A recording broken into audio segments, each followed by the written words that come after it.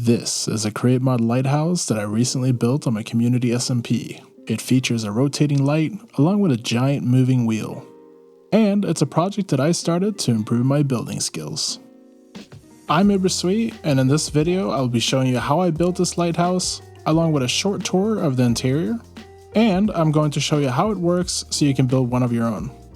But that's not all. I'm also announcing a new build challenge, and I will tell you more towards the end of this video. Now, I built the lighthouse right here, so let's do a quick time lapse to show you how it was built. I wanted a solid foundation along with a loading area where ships could stop to drop off goods. I used a mix of cobblestone, stone bricks, andesite, and mossy cobblestone for the most part to give this area a nice texture. I built a large storage room at the bottom along with an entrance hall which leads to the elevator. Towards the middle of the building, I placed a dining room and used a fair amount of dark oak to give some good contrast. I really wanted the build to be a mix of different things that could have been added over time. I really like large, colorful fantasy roofs and wanted to practice building some of my own, so I added 2 of those here.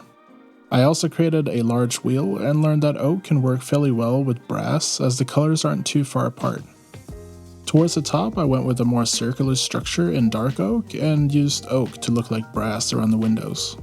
I also experimented with jukeboxes for the texture of the rectangle in the center. This has been my first attempt at a large build like this, and I can't wait to hear what you guys think in the comments down below. Now, here's what the finished lighthouse looks like on my community SMP, and I'm going to show you how everything works, how you hook everything up, and give you a quick tour of, different things that I like about it. So let's get started. Over here we have the crane. And this crane is using a sequence gearbox to move back and forth. So by going down here, you can see we have this redstone circuit that will just create a loop here. So you have 10 ticks here and 10 ticks here. So every second, it will emit a redstone signal to this sequence gear shift here. And it will just turn 90 degrees one way, wait 4 seconds, and then turn 90 degrees the other way, and then wait 2 seconds. And that's using a water wheel down here and some cogs just to get the speed reduced.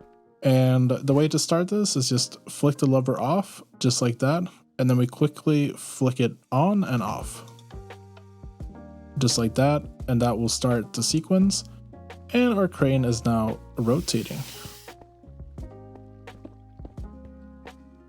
And it's just like a nice animation. It's not functional or anything, but since this has like a storage area, I thought it would look cool to just have that feature. I had also had plans to animate this one, but it's a little bit harder since it has that gap there. So we'll see. Maybe that's something I'll add in the future. I've also added a bunch of hidden passages throughout the space, just like this one. So you have these areas you can go down into like back hallways, like this goes all the way down to my steam engine and stuff in the basement. Here's going to be a restaurant. Here's like another restaurant. And then if you go up here, you get into the storage area. And there's like other hidden pathways in here. So I love just playing around with different pathways. So here's like another one where you could go down, and this will take you up to a different place. I think if you go down here again, so this is where we were, and you go down this way, you have this little entrance here, and these are like warp pads you can like teleport, and these are some of my friends on the server that I regularly go to borrow materials. But let's say you have a boat here, then there's like a secret getaway entrance or secret getaway exit, I guess it is, with some scary skeleton skulls down here. But you get out right here, and it's just big enough for a boat to get out, but it's kind of hidden there, so most people probably wouldn't notice it. So that's like a secret way to get into the base. So I'm gonna turn my hover mode on my jetpack, and we're gonna hop up into this wheel here. So this, I made the elevator actually go on the outside, and we'll hook up that later. The elevator is not running right now, but it is. The elevator is not running right now, but it will go on the outside of the building. So let's get this wheel rotating. So right up here, there's a water wheel. And it's just a small water wheel. You don't need anything more. And that's going to power this entire wheel. So if I just right click on the bearing here, this wheel will start turning. Let's head up to the light. So the light on this building is all the way up here at the top under this beautiful roof. And I've added this like little maintenance ladder here. So next to the light here, you have this ladder up. And if you take this ladder, then you get up into this room. And the light itself is just powered by a windmill bearing. And for a windmill bearing, you only need 9 wool to power it. So here I have 9 wool blocks on top of the windmill bearing. And then directly beneath this, I just have a mechanical bearing. Can I get that? There we go. So yeah, underneath that, I just have a mechanical bearing with a windmill bearing. And if we turn that on, you're gonna see the mechanical bearing will rotate with the power of the windmill. And that's what powers our light. And since I only have like 9 blocks for the windmill, it creates one of the slowest windmills, and that makes the light just spin around.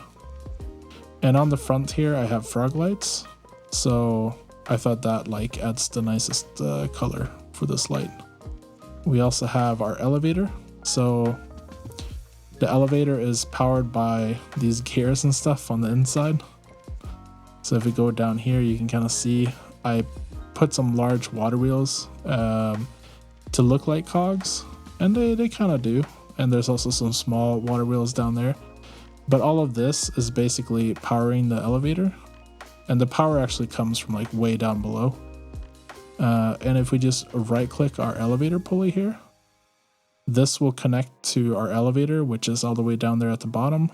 And then we just press this button and our elevator will come up. The elevator moves along the outside, which I thought was kind of a cool feature. So that's why I added that there. Now it's time for me to announce my build challenge, which I'm starting today. This project has inspired me to become a better builder, and therefore I'm starting the 30-day Create Mod Build Challenge. My goal is to become one of the best Create Mod builders, but I also want you guys to participate. I would love to see what you guys create, and I want to feature some of your builds in my upcoming videos. I have therefore created a mod pack tailored to building in Create with all the tools I use for recording my own videos. You'll find this mod pack in the description below. It also features this Minecraft world, which is the same world I will be building on in my own videos. I terraformed this world myself and added some basic pathways and structures along with a train to get you started on your path to become a better builder.